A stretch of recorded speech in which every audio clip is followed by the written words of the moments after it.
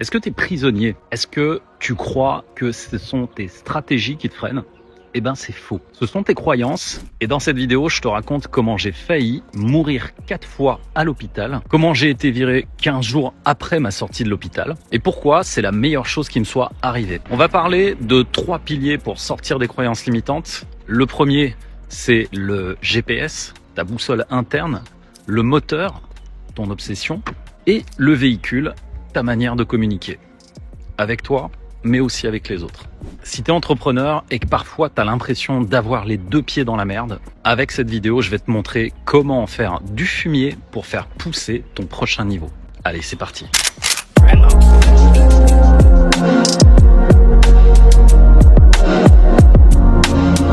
Donc la backstory, ce que vous voyez là, c'est le logo de ma boîte. Ça fait 7 ans que je fais ça. 3 ans facile où je suis passé en société, je suis devenu un grand, on va dire.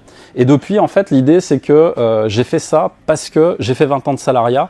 Et pour la faire courte, il y a une grosse période de ma vie où en fait j'étais vraiment en mode salarial et formatage salarial.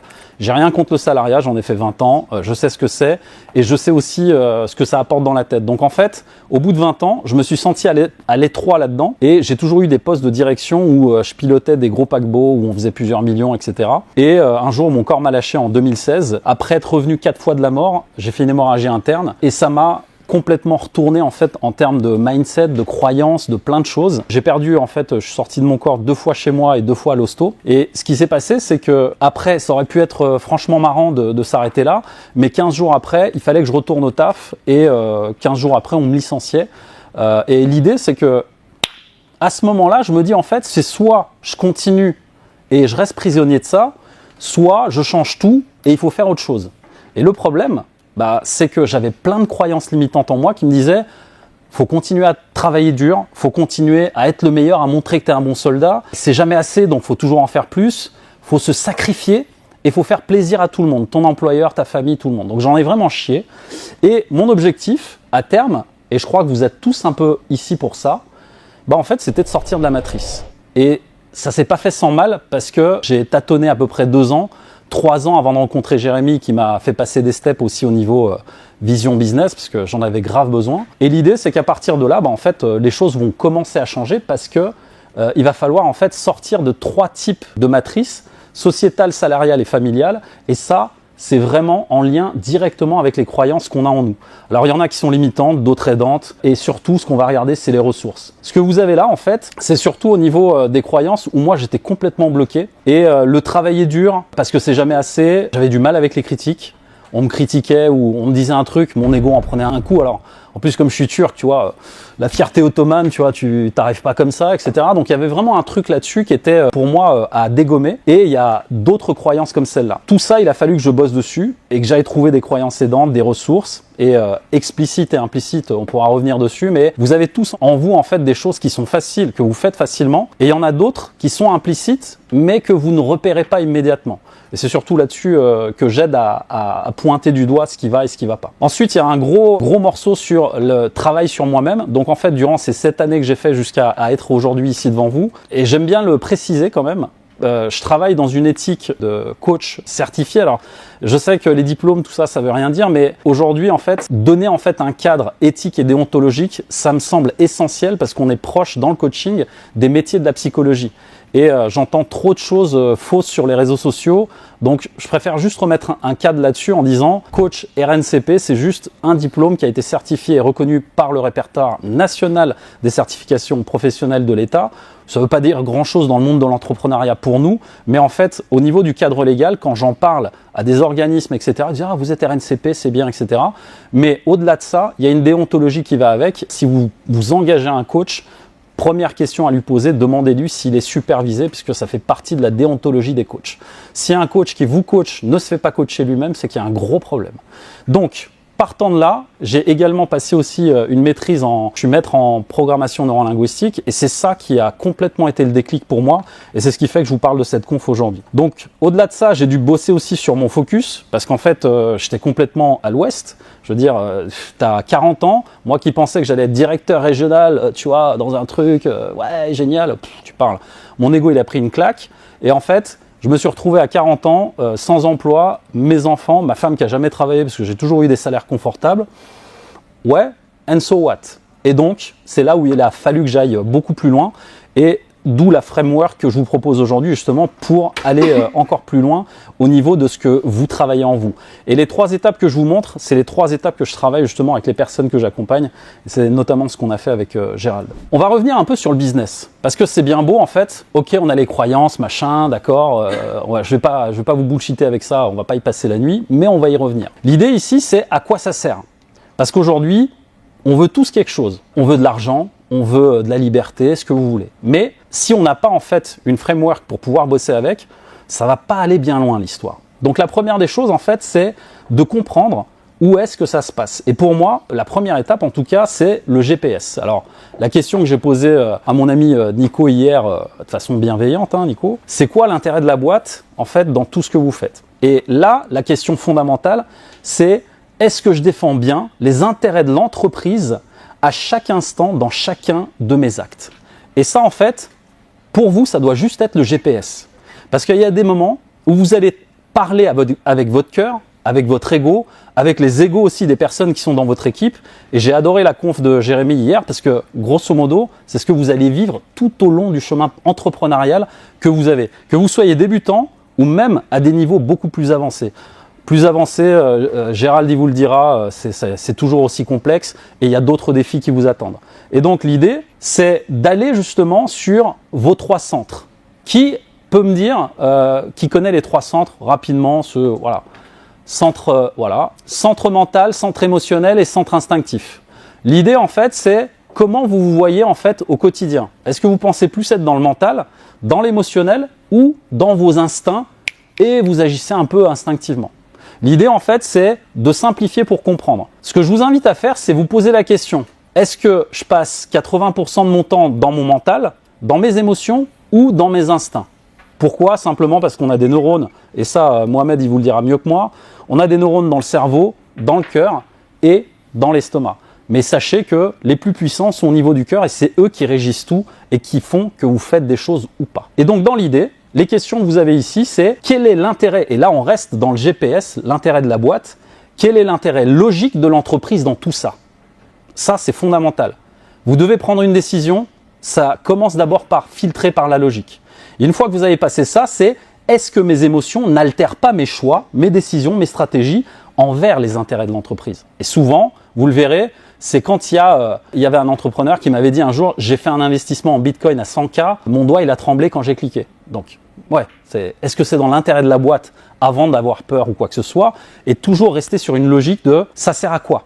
Est-ce que c'est bien utile pour la boîte? Et à partir de là, est-ce que c'est le bon timing? Parce que quand on est dans ses instincts, on se dit ouais, il y a une opportunité, vas-y, je fonce, je fais. Et il y a des fois, comme je le disais à Jean hier, parfois, le meilleur moyen d'accélérer, c'est de ralentir. Donc ralentissez des fois, simplement pour voir si c'est le bon timing ou pas. D'accord? Une fois que vous avez ça, l'idée en fait, c'est, on va parler un petit peu de mindset. D'accord? Parce que je dis souvent, oui, je suis coach mindset et tout. Ok, le mindset, c'est quoi? Je vous donne ma vision des choses. J'ai suivi beaucoup de gens là-dessus. Il y a beaucoup de gros coachs sur le marché qui sont déjà à des années-lumière de moi. Mais dans l'idée, moi, il y a 2 choses que je retiens, et ça, c'est de la PNL. L'état crash et l'état coach. En fait, il y a des gens, des entrepreneurs, qui arrivent à être les 2 pieds dans la merde et à se dire « Ah, c'est la merde, putain, j'en peux plus !» Et en fait, ils pètent les plombs et ils ne voient pas en fait les opportunités. Et en fait, chaque fois que vous vous mettez en état crash, et je vais vous expliquer ce que c'est, on inhibe à peu près chaque fois qu'on se met sous stress, parce que l'état crash, en fait, c'est quand vous êtes sous un flux de stress sévère et prolongé, vous produisez du cortisol, le cortisol inhibe 60% de votre cerveau, donc forcément, c'est comme si vous étiez un cheval et que vous n'aviez plus que 40% de vision devant vous. Et dans l'idée, quand vous êtes en état crash, vos décisions, eh ben, elles sont à 40% vraies. Et l'autre, c'est l'état coach. L'état coach, en fait, c'est crash, donc contracté, réactif, analyse paralysante, séparé, etc. Donc c'est un outil PNL pour vous dire que quand tu es en état crash, tu n'es plus toi-même. Par contre, quand tu es en état coach, et ça c'est intéressant, c'est tu es les 2 pieds dans la merde et tu regardes la merde, tu dis génial, c'est du fumier, je vais pouvoir planter des trucs. Et peut-être tu vois une opportunité ou pas, parce qu'il y en a, ils préfèrent voir ça comme de la merde. Et donc à partir de là, tu fais quoi? tu restes centré quand tu es en état coach. C'est comme si en fait, tu arrivais que tu es en train de, je sais pas moi, de conduire ta voiture et qu'il y a un voyant qui s'allume sur le tableau de bord. Tu sais que c'est juste un voyant sur le tableau de bord. Et c'est souvent les filtres, parce qu'on parlait justement des émotions et de comment se dissocier de ça, c'est juste de ne pas oublier que vous n'êtes pas vos décisions, vous n'êtes pas vos actes et vous n'êtes pas vos paroles. Pourquoi ? Parce que tout ça participe à quelque chose que vous êtes en train de construire qu'on appelle l'entreprise. Et je vais vous expliquer les 2 autres items derrière. Donc forcément, vous êtes en état crash, il se passe quoi ? Désorganisation, instabilité, et de l'autre côté, de la structure et de la stabilité. Et forcément, si vous reprenez certaines lois bien connues, la loi de Murphy, forcément, si ça doit tourner mal, ça arrivera. Et inversement, vous pouvez être en stabilité et en étant complètement ouvert à ce qui va se passer et se dire « Ok, ça arrive, c'est là, bon bah, comment on fait avec ?» Et là, vous êtes dans la loi de Carlson, un travail réalisé en continu prend moins de temps et d'énergie que lorsqu'il est réalisé en plusieurs fois. Et c'est souvent ce qu'on me dit « Oui, mais je commence » ou quand vous lancez un programme, ouais, machin. C'est toujours de le faire à petite dose, sans vous en écœurer, parce que vous allez devoir le faire longtemps, donc c'est comme si vous alliez courir un marathon, ça sert à rien de vous écœurer avec tout de suite. Petite dose, c'est bien. Pourquoi ? Parce que pour moi, le plus important, il est là. Si vous devez lire un livre, en tout cas le résumé, parce que moi j'ai lu le résumé, j'étais un peu feignant, Antifragile, c'est un livre dans lequel on vous explique un concept.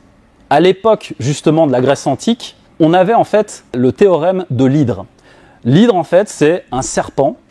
T'arrives, tu lui coupes la tête, il y en a 2 qui repoussent. Aujourd'hui, en fait, dans vos business et dans tout ce que vous faites, vous devez avoir en fait la stratégie de l'hydre en vous. C'est-à-dire que je ne parle pas de résilience parce que l'antifragilité est plus fort que la résilience. La résilience, c'est quelqu'un qui prend des claques dans la gueule, qui dit « Oui, je suis résilient, mais je suis toujours là, t'as vu ?» Ouais, c'est cool, copain. En fait, tu restes toujours au même endroit. L'antifragile, c'est on met une claque, je ressors 2 nouvelles armures, je me transforme en Super Saiyan ou je fais le chevalier du Zodiaque et j'ai l'armure d'or et le mec il peut plus me toucher. Et en fait, c'est exactement ce que fait Gérald quand il fait de la strat d'entreprise. C'est un peu aussi comme le media training, c'est on va trouver les angles morts et on va les renforcer 2 fois plus. Et en fait, chaque fois que vous développez ça en vous, pas dans votre business, vous devenez inarrêtable. Pourquoi ? Parce que le simple fait de vous dire que quoi qu'il arrive, on met un taquet, je vais en mettre 2 de plus. Franchement, on a ça dans le MMA avec les McGregor, les machins, les mecs, c'est des fous furieux, quoi. Les Tchétchènes, laisse tomber, quoi. Tu lui mets une patate, il t'en met 10. Donc l'idée, en fait, c'est comment est-ce qu'on avance avec ça. Et le théorème qu'il a, en fait, Nassim Nicolas Taleb, j'adore ce théorème-là, c'est la force est dans l'épreuve. C'est-à-dire que si tout était facile, franchement, vous auriez l'énergie d'une crevette. Parce que franchement, quand tu fais un truc et que c'est mou, t'as pas envie de le faire, quoi. T'es pas motivé pour le faire. Et c'est les épreuves, finalement, tout ce que vous vivez là, que vous racontez depuis 2 jours, c'est ça qui vous sert à vous renforcer, à être encore plus virulent pour la suite. Et si vous ne travaillez pas ça, en fait, c'est tranquillité versus volatilité. Et là, en fait, il fait une comparaison avec la nature. En fait, prenez l'exemple d'une machine à laver et d'un arbre. Un arbre, c'est totalement antifragile. Ça peut durer des centaines d'années. Allez voir, il y a des chênes, ils sont centenaires. Par contre, une machine à laver, ça, c'est complètement obsolète au bout d'un certain temps. Simplement parce que la volatilité, quand vous la créez en vous et dans votre business, vous êtes obligé de rester en alerte. Donc, en état coach. Et l'état coach, comme on l'a vu tout à l'heure, c'est quoi ? Centré, ouvert, connecté au moment présent, en alerte positivement et dans l'hospitalité, l'humilité de ce qui va se passer. Pourquoi ? Parce que Jérém, il l'a expliqué hier. En fait, quand tu arrives dans l'entrepreneuriat, tu es un peu la star. Tu sais, comme Jean-Baptiste, il expliquait ça ce matin. Ouais, j'ai pété les 100 000. Wouh, super. Et après, le lendemain, tu te prends un truc et ça recommence. Et donc, dans l'idée, en fait, si tu restes toujours dans cette volatilité en toi, tu te dis, attends, aujourd'hui, il ne s'est pas passé un truc, c'est pas normal. Et souvent, c'est quand vous ralentissez qu'il y a plus de problèmes. Si vous n'avez pas de problème, c'est que ça ne va pas assez vite. Et il faut trouver l'équilibre entre les deux. Et c'est souvent quand on se relâche que tout devient plan-plan. Ouais, ça va, tout va bien, mais en fait, les résultats sont plus là. Et en fait, c'est la fameuse matrice mathématique qu'il a pris avec un Excel qui vous a expliqué en fait. Ensuite, le bon timing, et ça, il avait expliqué ça avec le trading. Vous savez que les meilleurs traders du monde sont pas les plus informés. En fait, les meilleurs traders du monde sont ceux qui ont compris quand investir et quand ne pas investir. Et quand vendre en fait. Et il s'est rendu compte, en étudiant les traders, qu'il y en avait un paquet, ils s'en foutaient des infos, mais ils regardaient uniquement le bon timing pour pouvoir entrer et sortir l'argent. Et c'est la même chose dans vos business. Si vous avez le bon timing et que vous avez compris à quel moment vous deviez passer à l'action, à quel moment il fallait être un peu plus calme, c'est un peu les cycles que vous allez vivre en fait tout au long de l'année. Et le dernier pour la route, c'est la route tranquille ne mène pas au succès. En fait, c'est la même chose que la volatilité. Plus vous êtes tranquille, moins il y a de résultats. Donc, ça nous amène au deuxième point, puisque on a parlé du GPS, là on va parler du moteur. Le moteur, en fait, c'est l'obsession de l'objectif. J'aime bien ce mot parce que je le rattache à l'amour. Si vous avez quelqu'un dans votre vie, la première fois que vous rencontrez cette personne, il y a une espèce d'obsession amoureuse, un truc cool qui se crée avec la personne. Si vous n'avez pas la même chose pour votre business, c'est que vous n'êtes pas au bon endroit. Et l'idée, c'est que tant que ça ne devient pas une obsession, que vous n'êtes pas obsédé par ce que vous faites, vous n'êtes pas au bon endroit, simplement. Et c'est cette obsession que vous avez en vous qui va créer les résultats. Pourquoi ? Parce que vous êtes nombreux à ne jamais lâcher l'affaire. Mais est-ce que vous le faites pour les bonnes raisons ? Est-ce que c'est parce qu'il faut faire comme ça ou ça me tient à cœur, j'ai envie de le faire ? Et là, ça appelle autre chose. Ça appelle des valeurs, des ressources, des croyances, plein de choses en fait. Donc l'obsession est plus forte que simplement de se fixer un putain d'objectif où peut-être le lendemain, tu n'auras plus envie de le réaliser, quoi. Et donc, la question ici, c'est est-ce que mon objectif est bien le bon et celui pour lequel je n'aurai de relâche d'agir pour l'atteindre à chaque instant dans chacun de mes actes. Et là, on parle bien d'actes, puisque c'est les actions. Et là, la même chose. Est-ce que je le fais passer justement par les 3 centres pour voir justement où ça en est ? Là, on va parler d'objectifs SMART. Je ne le fais pas, vous le savez tous, spécifique, mesurable, atteignable. L'idée, c'est de placer un objectif et de savoir le plus précisément possible où on va. À partir de là, c'est est-ce que j'aime vraiment ce que je fais ? Et là, franchement, pour le coup, on va regarder en nous, c'est un peu comme l'amour. Est-ce que je kiffe vraiment ce que je fais ? Et chaque jour, moi, quand je me lève, je me dis, est-ce que je kiffe toujours ce que je fais, mes clientes ? Ouais, c'est bon, ok, on continue. Et c'est bien de se poser la question une fois par jour parce que ça remet les bonnes choses aux bons endroits. Parce que si t'aimes pas ce que tu fais, gars, faut changer quoi. Est-ce que je pourrais faire ce que je fais toute ma vie ? Ça, c'est une putain de question. Ça rappelle, je sais plus, il y avait une citation là-dessus. Si tu travailles un jour, t'auras plus jamais l'impression de bosser. C'est vraiment ça. Et à partir de là, en fait, on crée 3 choses. Le premier, c'est de la clarté. Le deuxième, c'est de la volonté. Je l'ai dit sur le podcast de Bill Kerr. La discipline, c'est du bullshit. Vraiment. Si vous n'avez pas la volonté de mettre en exécution cette discipline que vous adoptez, la discipline ne sert strictement à rien. Donc, au lieu de travailler la discipline, travaillez votre volonté et surtout à quoi vous rattachez cette volonté. Votre famille, vos amis, votre femme, ce que vous voulez. Mais mettez un truc derrière qui soit moteur pour vous. Et là, vous allez déplacer des trucs, des montagnes, ce que vous voulez. Et ensuite, la passion. Pourquoi ? Parce que cet aspect passion, en fait, c'est est-ce que je kiffe ? Est-ce que je m'amuse ? Est-ce que c'est fun ? Et surtout, est-ce que j'en tire moi quelque chose qui me fait du bien en fait ? À partir de là, on arrive sur quoi ? On m'avait dit, ouais, tu as parlé un peu de mindset, de focus. Là, on est clairement dedans. Parce que quand vous partez sur ces 3 principes de clarté, volonté et passion, vous arrivez sur ce qu'on appelle le focus et le leadership. Parce que un leader, c'est quelqu'un qui est concentré sur une voie et qui aime ce qu'il fait et qui est prêt à emmener tout le monde. Et ça me rappelle ce que disait justement hier Valéran. Un message qui te dépasse, t'emmène les gens et tu prouves que ça marche. On est en plein dedans. Et en fait, ça, c'est ce qu'on appelle en PNL aussi les prophéties autoréalisatrices ou autodestructrices. Et là, on va parler de l'effet Pygmalion. Là, on s'appuie sur l'étude du docteur Rosenthal, qui était un psychologue d'Harvard quand même. On appelle ça l'effet Pygmalion. En fait, c'est quand tu as des attentes. Tu sais, on parlait de A-player, B-player, machin. Ok, en fait, toi, tu as des attentes, d'accord ? Tu recrutes quelqu'un, mais en tant que recruteur et chef d'entreprise, tu veux que le mec il soit aussi bon que toi. Alors oui, ça existe, ça va te coûter un bras pour le payer, ça c'est sûr.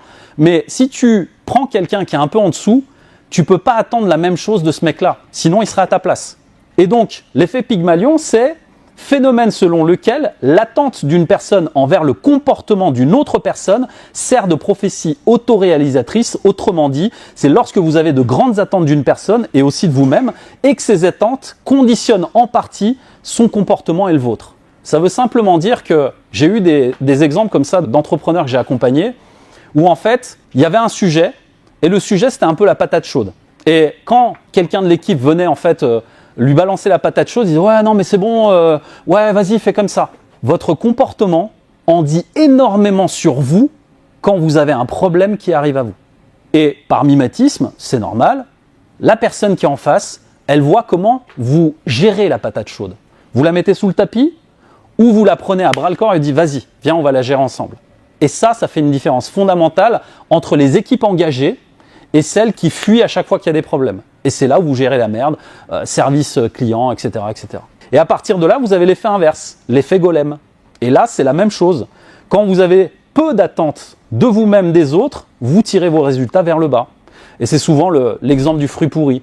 Il suffit de mettre un C player dans un groupe de A players, comme il disait Jérémy hier. Putain, les A players, il y en a putain, le mec, il fout rien. Et tu fais quoi? Vas-y, fais quelque chose. Et en fait, c'est vraiment ça qui va finalement en fait donner la motivation ou l'enlever dans l'équipe. Alors ça nous emmène où? En fait, tu crées ce que tu crois et tu crées ce que tu crains. Vous êtes tous aujourd'hui preneurs de décisions et à chaque fois qu'il y a un problème qui arrive, vous devez prendre des décisions. Et à chaque fois que vous craignez quelque chose, vous le créez en vous. Et votre réaction, par mimétisme et neurones miroirs, en dit énormément sur vous avant même que vous parliez. Et c'est pour ça que je vous invite d'abord à faire le sondage de comment je fais en fait, comment je suis moi, de l'intérieur, face à un problème que quelqu'un de mon équipe m'apporte. J'adore Gérald, parce qu'il le sait, c'est un sanguin, donc il sait qu'il rue dans les brancards en fait avec ses équipes.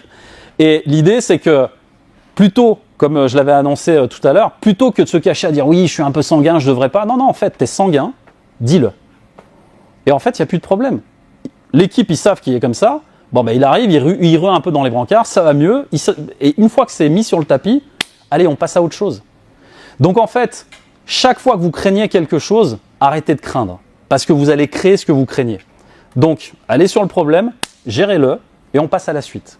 Et ça va vous faire gagner un temps fou. Je vous ai mis ce petit schéma, puisqu'il est en lien avec la délégation. C'est en fait nos croyances à propos des autres, c'est-à-dire la supposition qu'on fait sur l'autre en face, c'est ce qui crée en fait notre relation à nous-mêmes.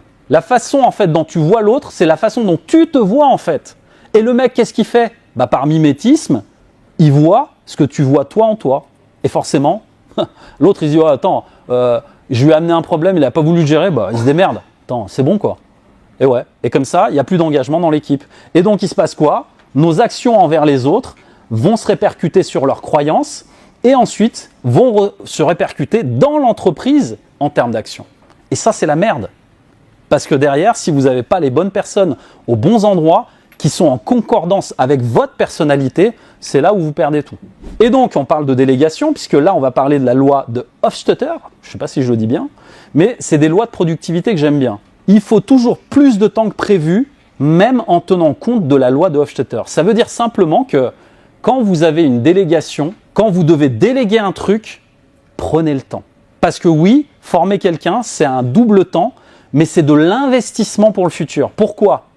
Parce que si vous le faites mal au moment où ça se présente, vous le paierez plus tard. Pourquoi? Parce qu'il y a toujours un prix à payer.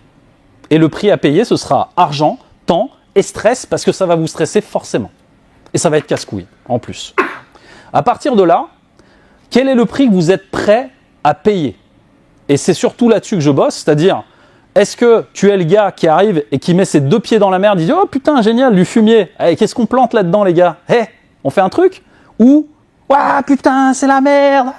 Et je travaille. Pour moi, ça, c'est un objectif beaucoup plus écologique. Donc, écologique en PNL, ça veut dire bon pour soi. C'est un objectif beaucoup plus écologique que de travailler sur sa flexibilité interne face aux problèmes, que de vouloir la paix intérieure quand les problèmes arrivent.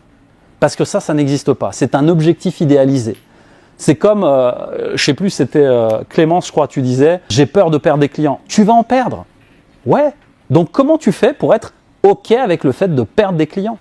Ça, c'est mieux, plus écologique pour toi que « oui, mais attends, mais… » Et tu vas trouver des stratégies, en fait, d'évitement pour minimiser la douleur que ça va faire ressentir en toi, alors que si tu tapes une bonne fois dans le truc, tu peux passer à autre chose plus facilement. Et donc, une fois que tu as ça, redonner le sens en soi. Et en fait, là, on va parler de jus. On va se redonner du jus, en fait. Moi, je vous invite à réfléchir sur 3 choses. Qu'est-ce qui crée de la joie? Qu'est-ce qui crée de l'unicité? Et surtout, qu'est-ce qui crée de la souveraineté en vous, mais aussi chez les autres.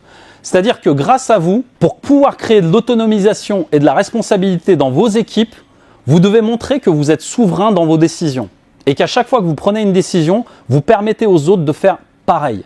Ça veut dire que ici, dans cette souveraineté, vous devez avoir la flexibilité d'accueillir les erreurs de vos équipes. C'est souvent ça qu'on a du mal aussi. Et quand je vous parlais d'être les deux pieds dans la merde, c'est pas que quand vous faites des erreurs, c'est quand vos équipes elles font une couille, qu'elles vous ont mis vraiment un gros pavé dans la mare, vous dire ok, bon, c'est arrivé, mais comment on fait pour que ça arrive plus? Et à partir de là, vous pouvez tirer de la souveraineté en vous parce que chaque décision va être unilatéralement attachée à la personne qui est en face de vous. Parce que grâce à vous, elle voit de la résonance, ça va créer de la joie et de l'unicité. L'unicité, en fait, c'est qui vous êtes va attirer en fait ce qu'il y a chez les autres en eux. Et à partir de ça, une fois que vous savez qui vous êtes, la joie, c'est de pouvoir justement, on vous parle souvent de bonheur, oui, le bonheur c'est bien, je suis un peu d'accord, c'est surcoté, parce que le bonheur en fait c'est un mot valise, puisque en PNL on travaille beaucoup sur les mots valises. Un mot valise c'est le bonheur. Ouais, vas-y dis-moi c'est quoi le bonheur? Ouais, bah le bonheur c'est ouais les chèvres au Larzac, tu vois, j'ai une maison, ouais ok d'accord. Et en fait, le bonheur c'est la destination, alors que la joie c'est le carburant qui permet d'y aller. Et la joie en fait, par petites touches, elle va revenir, repartir, revenir, repartir. Si vous apprenez à la cultiver, ça devient vraiment du carburant en fait pour aller beaucoup plus loin. On va passer au dernier pilier. Donc vous vous rappelez, premier pilier le GPS, l'intérêt de l'entreprise. Deuxième, c'est le moteur qui va être l'obsession de l'objectif. Et ensuite, le dernier, c'est le véhicule. Et là, on va parler canal de communication, c'est-à-dire comment vous communiquez avec vous-même, avec les autres et avec vos équipes. Et donc dans l'idée, la question qu'on va se poser ici, c'est à qui je m'adresse, de quelle manière et dans quel but. Et ça va être fondamental pour la suite. Parce que là, en fait, on va utiliser des canaux de communication différents, des canaux de communication différents. Le premier, en vert ici, c'est les prospects. Le deuxième, c'est les clients. Ensuite, les équipes. Et surtout, le dernier, l'ADN, à vous-même. Parce que j'entends encore beaucoup d'entrepreneurs qui sont extrêmement durs avec eux-mêmes. Tu les fais parler sur eux-mêmes. C'est limite, tu vois, ils font du MMA avec eux-mêmes à l'intérieur. Mais en mode gros brutal, tu vois, c'est vraiment violent, quoi. Ils feraient jamais ça à quelqu'un d'autre, mais quand c'est soi, c'est permis. Tu peux être la pire des merdes, en fait, quand il s'agit de toi. Mais tu dirais ça, jamais tu le diras à quelqu'un d'autre. Et c'est ça qu'il va falloir aussi aller débusquer, parce que à l'intérieur, en fait, on va s'attarder sur les valeurs et les croyances. Parce que si tu as un haut niveau de respect et de fidélité, d'amour pour toi-même, tu vas devenir la personne la plus importante de ta vie. Ça veut dire que chacune de tes décisions va être hyper qualitative. Et il n'y aura plus personne d'autre de plus prioritaire que toi à faire les choses. Tant que tu n'es pas aligné en fait là-dessus, à être la priorité de ta vie, tu as loupé un épisode. Et franchement, tu vas voir qu'après, il y a d'autres croyances qui peuvent venir te trigger. Donc pour ça, moi je propose une autre méthode PNL qui s'appelle la méthode FEE. Flexibilité, élégance et écologie. Et là, on va parler simplement en fait de comment on va pouvoir gagner en flexibilité dans notre communication avec soi et aussi avec les autres. On a parlé de deux choses qui sont fondamentales et que vous voyez aussi sur le graphique, le cadre et la posture. Aujourd'hui, aucune entreprise ne peut vivre sans cadre et sans avoir une posture de dirigeant ou de quelqu'un d'accueillant en tant que dirigeant. Parce que la posture, en fait, il n'y en a que deux. Posture haute et posture basse. Quand tu veux défendre le cadre, tu vas être très haut sur le cadre, mais tu vas être très bas sur les relations que tu as avec tes équipes. Tu vas vouloir garder la proximité avec eux, mais surtout, tu vas faire en sorte que les règles soient respectées. Mais tant que tu ne le fais pas avec toi-même, ça va être hyper compliqué d'aller plus loin avec les autres. Et c'est pour ça que je vous propose tout un tas de petites choses que je vous laisse lire ici. Le premier, c'est les règles en fait qu'on s'impose. Donc il y a les lois, les règlements intérieurs, etc. Tout ça, ça fait partie du cadre. Ensuite, la posture haute et la posture basse. Bien être haut sur le cadre et pas se tromper et faire l'inverse, d'accord? Genre, tu fais pas ça, donc genre t'as un enfant, l'enfant il arrive, il dit ouais, je veux ça. Et en fait, le gamin, tant que tu lui as pas donné, il continue à faire des pieds et des mains pour l'avoir. Et donc, il y a une de mes clientes qui a vécu ça un jour avec, c'est une petite histoire rapide, elle est comptable. Donc elle, dans son monde à elle, analytique, centre mental, dans la chambre de sa fille de 16 ans, adolescente, au collège, qui est dans une phase de rébellion énorme, tout doit être rangé à la maison, même la chambre de la jeune fille rebelle. Et tous les matins, qu'est-ce qu'elle fait? Elle arrive pour contrôler la chambre. C'est une comptable, tout doit être rangé. Oh, la gamine, elle a 15 ou 16 ans, je crois. Et je lui dis alors, il se passe quoi? Oui, mais tu te rends pas compte? Si elle ne range pas, son avenir est en danger. Waouh. Ok. Qui est client de quoi? Qu'est-ce que tu veux? Moi, je veux que ce soit rangé. Ah donc en fait, si je comprends bien, tu es client de faire ranger la chambre de ta fille par elle pour qu'elle en prenne de la graine. C'est bien ça? Oui, c'est bien ça. En fait, tant que vous n'êtes pas dans le monde de l'autre, c'est-à-dire que vous vous êtes pas mis au niveau de l'autre pour comprendre ce qu'il vit, ça ne fonctionnera pas. Et donc, il y a ce que j'appelle l'expérience émotionnelle correctrice. Qu'est-ce que je lui ai fait faire? Bah là, le lendemain matin, quand tu vas la voir, tu as ses fringues propres qui viennent de sortir du lavage, tu les as repassées. En fait, sa fille, elle a un mode de rangement rebelle. Donc en fait, quand tu arrives dans sa chambre, les fringues sont par terre, il y a des boîtes de pizza et les livres sur le bureau, et surtout, bah en fait, elle laisse ses sous-vêtements à côté du chevet. Ok, très bien. Tu prends les fringues et tu fais le même classement. Tu balances par terre aux bons endroits. Et en fait, elle fait ça le matin, mais je lui demande d'aller plus loin. Je lui dis, tu ouvres le placard et tu vides 3 rangées de placards, juste pour voir ce que ça donne. Et là, le lendemain matin, donc elle arrive, bonjour ma chérie, ça va? Tiens, je t'ai apporté ton linge. Et elle jette tout comme ça. La fille, première réaction, elle est comme ça. Ok maman, ouais. Elle fait, attends, bouge pas, je vais t'aider. Première étagère. La fille fait, maman, tu fais quoi? Non mais t'inquiète, je t'aide à ranger. Deuxième étagère, au bout de la troisième, la fille a bondi du lit. Maman, non mais c'est bon, attends, je vais m'en occuper, y a pas de problème. Elle revient le lendemain matin. La chambre est nickel. On ne va pas être client plus que le client lui-même tant qu'il n'y a pas de problème. Et en fait, on va dans la carte du monde de l'autre pour pouvoir se mettre à son niveau. Une fois qu'on a fait ça, il se passe quoi? Expérience émotionnelle correctrice. Et c'est souvent quand on a de la vulgarité bienveillante, c'est pour ça que je te taquinais tout à l'heure, quand on arrive à être dans cette vulgarité bienveillante avec soi-même mais aussi avec les autres, on peut tout se permettre parce qu'il y a un cadre bienveillant. Et en fait, ici, qu'est-ce qu'a fait la mère? Elle a protégé la relation. Tu sais ma fille, moi je veux pas m'embrouiller avec toi. Je veux qu'on soit bien ensemble. Donc je range comme toi tu me dis de ranger. Et à partir de là, moi j'ai pas de problème. Et la fille, le lendemain, tout était clean. Et après ça allait rester. Donc, haut sur le cadre et bas sur la relation pour maintenir la relation. À partir de là, on va parler d'élégance et là on descendra un peu plus bas dans le détail puisque c'est des outils dont vous allez avoir besoin. Le verbal et le non-verbal. Attention, en entreprise, plus votre entreprise est grosse et plus chaque mot que vous direz en tant que dirigeant sera retenu contre vous. Et vous le verrez à des niveaux plus élevés, c'est la même chose avec vos clients. On a eu des litiges comme ça aussi avec Jérém. Chaque mot est sorti de son contexte et démesurément grossi justement pour vous le rabattre sur la gueule. Et ça, c'est terrible. Donc, chaque mot compte et peut se retourner contre vous. Et surtout une chose, et ça je le vois beaucoup dans les entreprises du digital, les paroles s'envolent, les écrits restent. Pensez à tout écrire. Putain, le nombre de contrats, le nombre de trucs de litiges que j'ai vus. J'ai accompagné un mec dans la tech, il a planté une boîte parce qu'il n'avait pas refait en fait sur son devis, il n'avait pas fait d'avenant sur le devis. Il a perdu 200 000 balles et il a fermé la boîte. Une boîte dans la tech. Pensez à écrire tout ce que vous faites. Écrivez-le, un mail, un message, ce que vous voulez, mais écrivez-le, quoi qu'il arrive. À partir de là, on va parler d'écologie. Alors évidemment, hein, c'est pas de, tu sais, genre Ushuaïa, voilà, les verts et tout, non, c'est pas ça. Hein. Là, on va parler d'agilité sur l'aïkido verbal. En fait, ici, il va falloir être écologique sur votre façon de communiquer. L'agilité que vous allez avoir à communiquer avec les gens, c'est ça qui va faire la différence dans vos résultats. Et là, on va parler de 3 choses. Je vous l'ai quand même mis parce que je pense que vous les connaissez. Les réactions archétypales, le triangle de Karpman et les positions de vie. L'idée, c'est que ça, ce sont des pièges relationnels que vous avez en fait tout au long de votre journée avec dans votre perso et dans votre pro. Si vous connaissez pas, je vous laisse Google it parce que je ne vais pas rentrer trop dans le détail là-dessus. Mais l'idée, c'est qu'à chaque fois que vous êtes dans des jeux psychologiques comme cela, vous n'avancez plus. Ça vous mène inexorablement à ça, la loi de Laborie. Un cerveau, ça sert d'abord à fuir et à lutter. Et en fait, quand vous êtes dans vos émotions et vos peurs, en fait, c'est les premières réactions qui apparaissent. Donc, pour pallier à ça, je vous propose un outil que je donne vraiment à tous mes clients et c'est ce que j'appelle le filtre à particules. Qu'est-ce qui dépend de vous? Qu'est-ce qui ne dépend pas de vous? Et quelles leçons il y a à tirer dans ce que vous vivez ici et maintenant? Souvent, les problèmes apparaissent quand vous restez dans votre tête. Parce que dans votre tête, vous êtes soit dans le futur, soit dans un passé qui est déjà terminé. Et l'idée, c'est que le passé, c'est de la souffrance et le futur, c'est de l'anxiété. Donc, tant que vous n'êtes pas ici et maintenant pour construire le futur, parce que le passé, à la limite, c'est terminé, bah en fait, tout continue mais dans votre tête.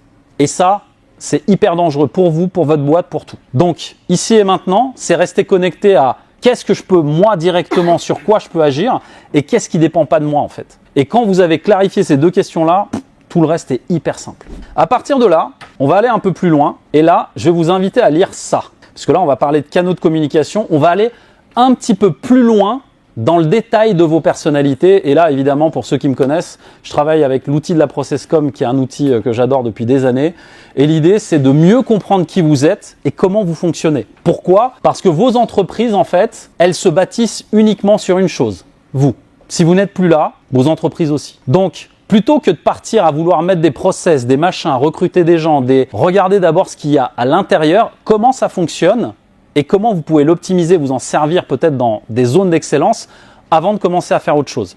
Souvent, les gens, ils viennent me voir et me disent « Ouais, moi j'ai fait ci, j'ai fait ça, mais tu vois, ça marche pas. » Ok, on va déjà commencer en fait par toi et après on construit le reste. Et la loi, alors je vous le dis, Swoboda Fliestleicher, je ne sais pas dans quelle langue c'est, dispose qu'il existe chez nous des rythmes biologiques qui influencent directement notre productivité. Et ça, on va juste parler de science, puisque aujourd'hui on le sait, il y a les cycles circadiens, il y a les cycles aussi, vous savez, avec les images, si vous êtes plutôt un ours, un dauphin, etc.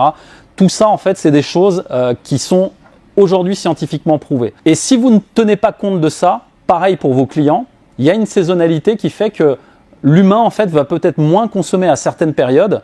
Et ces périodes-là, il va falloir en tenir compte aussi dans vos business. Pas que pour vous. Mais sur vous, ça va avoir de l'impact au niveau motivation, au niveau énergie et surtout au niveau de vos croyances. Parce que, on le dit souvent, le plus important, c'est pas que tu sois tombé. Le plus important, c'est comment tu t'es relevé, parce que si tu restes au même endroit, tu vas créer un ancrage que chaque fois que tu tombes, ça fait mal, oh, je peux pas, et ça reste. Donc, l'idée, c'est vraiment de comprendre ça, mais d'être sympa avec ça. C'est encore une fois, j'ai les deux pieds dans la merde, est-ce que c'est du fumier ou est-ce que c'est de la merde ? Et franchement, tout ça n'est qu'une vue du cerveau, puisque tout ça, ça reste de l'expérience subjective, comme on dit en PNL. Donc là, on va s'appuyer en fait sur la ProcessCom, on va prendre deux canaux. Donc, les introvertis, qui se sent introverti ? Soyez fiers d'être introverti, je l'étais. LOL ? Ah ouais. Ah ouais, d'accord. Ouais, les introvertis, ok. Les autres, extravertis, ouais, les beaux gosses, quoi. Ouais, ils sont là, t'as vu, on est là et tout. Ouais, ok. Si je peux dire, un extraverti, c'est quelqu'un qui s'énergise au contact des autres, et un introverti, c'est quelqu'un qui s'épuise au contact des autres. Moi, c'est comme ça que je le vois. Alors, très bien. Et ça, c'est une carte du monde qu'on accueille ici, puisque les introvertis, effectivement, peuvent être sur cette longueur d'onde-là.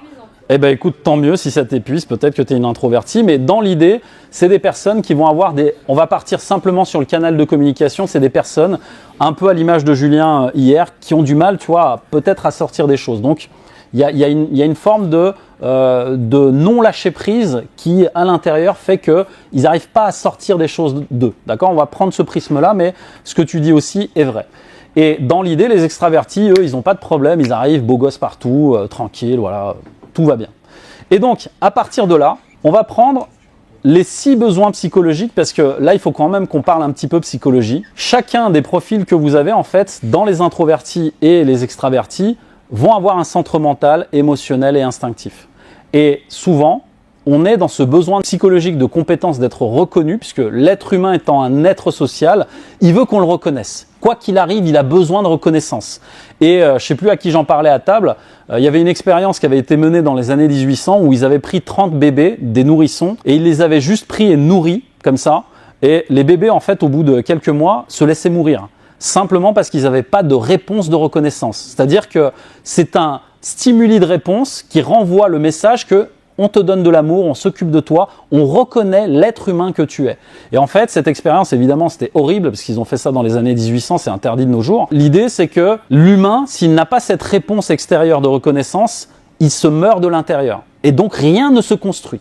Et à partir de là, vous devez regarder quel est le centre qui vous appelle le plus et quel est le besoin que vous devez nourrir en priorité d'abord pour vous, avant de le reconnaître chez les autres. Et une fois que vous avez ça, très simplement, en fait, vous allez pouvoir aller plus loin, puisque là, on va parler motivation et productivité dans l'entreprise, parce que vous connaissez la loi d'Illich, je suis sûr. Après un certain temps, la productivité tend à décroître, voire atteindre des valeurs négatives. Simplement, on en parlait hier dans le programme, par exemple, de Jérémy, Les clients qui arrivent, ils ont pris par exemple 1 an d'accompagnement avec vous. Au début, ils arrivent, ils sont chauds patates. Et là, la courbe, en fait, elle est énorme. Ils ont envie, machin et tout. Mais plus ils restent, et moins ils voient justement la valeur de ce que vous apportez. Et dans l'idée, c'est comment je fais moi pour leur donner plus de peps, un peu comme on l'a fait avec Mohamed ce matin, de mettre de l'urgence en fait sur le truc qui va leur permettre de garder cette dynamique. Et en fait, cette loi d'Illich, elle est très vraie et dans le boulot, mais aussi avec vos clients. Mais d'abord, vous devez comprendre quel est le besoin que vous devez nourrir chez eux. Pareil pour vos équipes, pareil dans votre relation de couple, pareil un peu partout. Et l'idée, c'est, si vous pensez être dans un mode analytique, dites-vous qu'en résonance, vos clients, les personnes qui vont bosser avec vous, vont souvent vous ressembler. Et c'est souvent, justement, dans cet ordre-là, que le recrutement, il y a parfois encore des gens qui recrutent ce qu'on appelle au feeling, qui est une grosse connerie, puisque quand vous recrutez, vous allez recruter pour les critères principaux d'un poste et en fonction de votre personnalité d'abord. Si la personne ne partage pas certains critères et surtout certaines valeurs, ça ne va pas matcher. Et vous allez en payer le prix fort après en temps et en énergie. Et à partir de là, on va s'attarder sur 2 choses, le verbal et le non-verbal. Et là, on parle clairement de communication, encore une fois, de votre communication. La manière dont vous envoyez vos messages, vos signaux. Parce qu'en PNL, on part du principe qu'on ne peut pas ne pas communiquer. Même quand vous ne dites rien, c'est une réponse. Et tant que vous n'avez pas compris ça, les problèmes peuvent continuer à s'additionner et à la fin, ça fait un joli pataquès. Donc, vous allez regarder au niveau verbal, le centre mental, il a ce qu'on appelle le quotient intellectuel. Et lui, il est très doué pour analyser, optimiser, faire en sorte que tout soit carré. Ensuite, vous avez le quotient émotionnel. Et là, on va parler des émotions, des personnes qui sont très fortes pour comprendre les émotions des autres et les anticiper, l'empathique. Et ensuite, on a l'instinctif et lui, il est plus dans le quotient relationnel et social. Et là, on va parler justement de créer du lien, du réseau. Et ça, c'est la grande force de Gérald, je suis admiratif pour ça. Il arrive à réunir des gens de tous horizons et ça, c'est une grande force. Et c'est sur ce genre de critères que vous avez en vous que vous construisez votre entreprise, pas l'inverse. C'est stupide de faire l'inverse et de dire « ouais, lui, je le sens bien ». Non, non, regarde en fait ce dont toi, tu as besoin d'abord, ce dont l'entreprise a besoin et qu'est-ce qui est dans l'intérêt de l'entreprise, puisque toi, c'est l'intérêt de l'entreprise que tu défends. Et à partir de là, tu n'as plus qu'à sélectionner en fait les profils. Ensuite, le non-verbal. Alors là, je fais très rapide. La posture, le regard, je pense que ça, c'est la base. Qui connaît la méthode DIVA? Levez la main. Non? Oui? Très rapide. Quand vous parlez et que vous êtes dans un environnement d'entrepreneur comme vous ici, j'adapte mon rythme d'habitude. Je parle très lentement, Jérémy me connaît, moi je suis plutôt une tortue. Débit, intonation, volume, articulation. La méthode DIVA. On utilise beaucoup ça dans le phoning, simplement pour se synchroniser, puisque c'est de ça dont il est question. On va se synchroniser en fait avec l'environnement dans lequel on se trouve. Nos équipes, nos partenaires, etc. Et en fait, plus vous êtes synchronisé sur eux, et plus votre communication est efficiente et efficace. Et c'est ça qui va créer aussi de la performance dans votre business. Et ensuite, on arrive à l'aspect final et j'arrêterai là-dessus puisque après, on va pouvoir passer aux questions-réponses. Ici, on va parler d'abord de synchronisation, de vous synchroniser vous avec les personnes de votre équipe, vos clients, etc. Et ensuite, de calibrer ce dont ils ont besoin. Et là, on utilise simplement la maïotique socratique. Et là, je ne vous fais pas tout le pitch en entier, mais il y a 3 branches et on va s'appuyer sur ce que utilisent les closers. Je pense que Will, tu dois connaître. On appelle ça le Yes Set. C'est Jordan Belfort qui est un peu l'initiateur de ce truc. C'est quand vous avez un appel, en fait, avant de poser une question, demandez toujours la permission. Souvent, quand vous avez des équipes et que vous arrivez avec un nouveau truc, vous dites bon, on fait ça et on pose pas de questions en fait. L'idée, c'est comment je peux devenir inclusif avec mes équipes en les intégrant dans le process plutôt que de les exclure. Et là, l'idée, en fait, c'est simplement de demander l'autorisation, d'avoir une précaution oratoire avant de le dire. Et surtout, un truc que beaucoup de gens oublient de faire, reformuler. Parce que la plupart du temps, vous allez écouter pour répondre et pas pour comprendre ou apprendre. Et c'est une grosse erreur. Si vous écoutez quelqu'un, écoutez la personne pour la comprendre et apprendre des choses d'elle, pas pour répondre. Et souvent, vous verrez qu'une simple reformulation peut tout changer. J'étais l'été dernier, il y a 2 ans de ça, on a fait un co-living avec des entrepreneurs et il y a une youtubeuse à ses côtés en fait qui s'est assise à côté de moi à la piscine et qui me dit « Mehmet, j'avais un sujet parce que toi, tu vois, t'es coach mindset et tout, bon j'ai un sujet. J'ai un projet en fait, il est, franchement c'est le projet de ma vie, il est génial, j'ai trop envie de le faire, mais je peux pas. » Ok, d'accord, très bien. Alors, si j'ai bien compris, t'as un projet, il est génial, t'as envie de le faire, mais tu peux pas. C'est quoi la raison? Dis en fait, je peux pas le faire tant que j'ai pas trouvé l'homme de ma vie. Donc si je comprends bien, un projet que tu aimes, que tu voudrais faire tout de suite, tu ne le fais pas tant que tu n'as pas rencontré l'homme de ta vie, c'est bien ça? Juste en reformulant sous une forme interrogative, ça la fait tilter et shifter direct. Ah ouais, mais c'est différent quand c'est toi qui le dis. En fait, il n'y a rien d'autre à rajouter puisque le truc est tellement gros, tu te dis mais... en fait, si je lui disais mais tu te rends compte de ce que tu es en train de dire?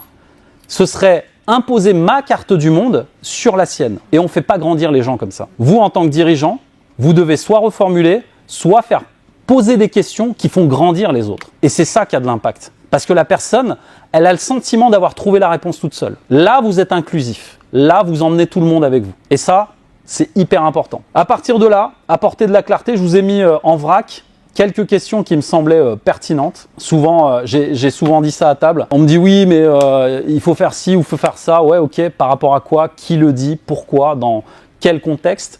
Et plus vous allez avoir des questions pertinentes, et plus les résultats vont être performants. Et donc, dans l'idée, faut pas oublier qu'on est des êtres sociaux et humains, donc avec des émotions. Et ça, dans le closing, on appelle ça en fait les 6 émotions inavouées. Parce qu'en fait, quand vous avez quelqu'un au bout du fil, en closing, la personne, vous devez détecter si elle est dans la peur et ce qu'elle cherche derrière la peur. Et c'est souvent soit pour éviter les conséquences, soit pour éviter de perdre quelque chose. Et quand on va regarder dans certaines peurs qu'on peut avoir, la cupidité, l'altruisme, l'envie et la fierté et la honte, tout ça sont des émotions implicites qu'on ne va jamais dire à la personne. On va jamais dire oui, j'ai honte de faire ça. Mais de par notre communication, on va le détecter et nous, notre job, c'est d'aller mettre le doigt dessus. Et souvent, ces émotions inavouées, elles sont tirées des neurosciences évidemment, c'est le petit plus en fait qui fait shifter la personne. Et quand vous mettez le doigt dessus, par des questions évidemment, ça plie le game. En résumé, il y a beaucoup d'outils, il y a beaucoup de techniques, de neurosciences, de ce que vous voulez. On a dans tous les outils d'inventaire de personnalité, moi j'utilise beaucoup la ProcessCom, il y a 6 profils de personnalité, mais en fait c'est faux. Dans tous les outils d'inventaire de personnalité, dans l'énéagramme vous en avez 9, si vous passez par Carlos Gustav Jung vous en avez 12, vous passez par le disque vous en avez 4, peu importe, je les ai tous faits, je me suis formé à tous. Mais il y a un truc qui est faux, c'est que chacun en fait montre une partie du monde et une certaine limite de ce qu'on est. Et moi je pars du principe que les limites, on se les crée nous-mêmes. Donc je vous invite juste à réfléchir à le 7e, on va prendre le filtre, la carte de lecture de la ProcessCom, il y a 6 profils, et moi je dis c'est faux, il y en a 7. Parce que le 7e, c'est le point 0 et c'est vous. Et le point 0 en fait, il s'appuie sur le principe aussi qui dit qu'on a 80% de ce qui est en nous en termes d'ADN et de génétique, qui est un héritage transgénérationnel, et les 20%, c'est ce fameux point 0. C'est quand vous sortez que vous n'êtes plus un profil, que vous n'êtes plus ni empathique, introverti, peu importe, vous enlevez toutes les cartes du monde possibles et imaginables. Vous êtes ce point 0. Et c'est de ce point 0 que la magie opère. C'est là que I have a dream apparaît. Interrogez-vous là-dessus. Où est mon point 0? Je vous remercie pour l'attention. Alors tu vois, tu peux lire tous les livres du monde, suivre toutes les formations, faire toutes les to-do list du monde, mais si à l'intérieur, tu as encore une croyance qui te dit « je suis pas assez » ou « faut que je me sacrifie pour réussir », tu vas tourner en rond. Et si tu veux un avis, cherche pas à devenir plus fort. Cherche à devenir qui tu es, plus aligné, plus profond, plus toi. Ici et maintenant. C'est pas ta stratégie qui crée ton succès, c'est ton état intérieur. Et maintenant que tu as vu tout ça, la vraie question c'est est-ce que tu vas juste kiffer la vidéo et en rester là, ou est-ce que tu vas en faire quelque chose et passer à l'action? Alors, tu choisis quoi? Ta liberté d'esprit ou tes croyances?